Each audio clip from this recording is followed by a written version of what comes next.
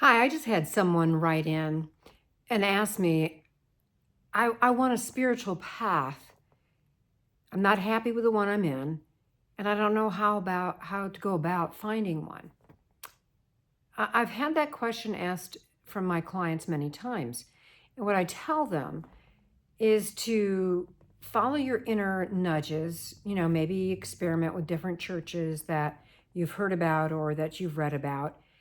But the most important thing is to see if the path, whether it's a formal path, a conventional path or not, opens your heart to love.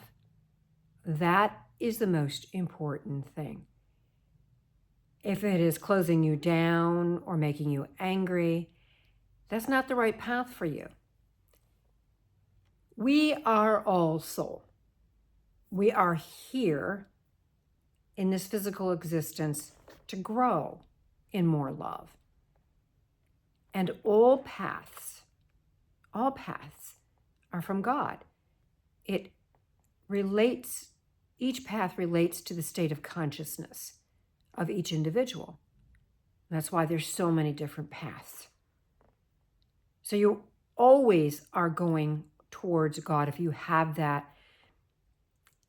inner awareness, that inner drive to have more love. You're always going one more step.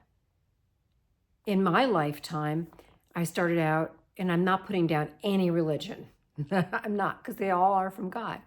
I started out in Catholicism, and I kept listening to my heart, and I realized it wasn't right for me.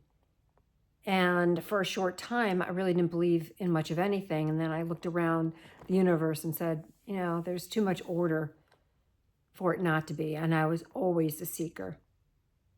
And then I went on to being agnostic, and I was a Buddhist for a while. And each step taught me a lot. Buddhism taught me how to be very, very responsible for everything in my life, and taught me about sound, that life, spirit, communicates to us in sound as well as light. And I did that practice for a while, for about 8 years. And I realized I had taken it to the nth degree for me. And again, I'm not putting any path down because, again, they're all from God. And then I found Eckankar. Eckankar is a path of spiritual freedom. And my actions and my awareness, even if I'm in the same path as somebody else, is going to be different because I'm unique. You're unique.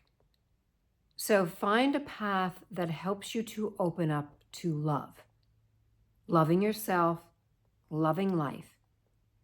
And then you're on the right step. And part of loving yourself, as I found out in Buddhism, is taking care of yourself. At that time, I didn't take care of myself. And then I learned about total responsibility. That is an aspect of love. So please send in your questions. And if you want more information on this, that's upside down. Get my book, Miracles, Karma, and Reincarnation Redefined, a Handbook for Purposeful Living. There's stories in it and more explanation. And if you like these videos, please click the subscribe button and tell others about it. Until next time, I'm Marian Massie.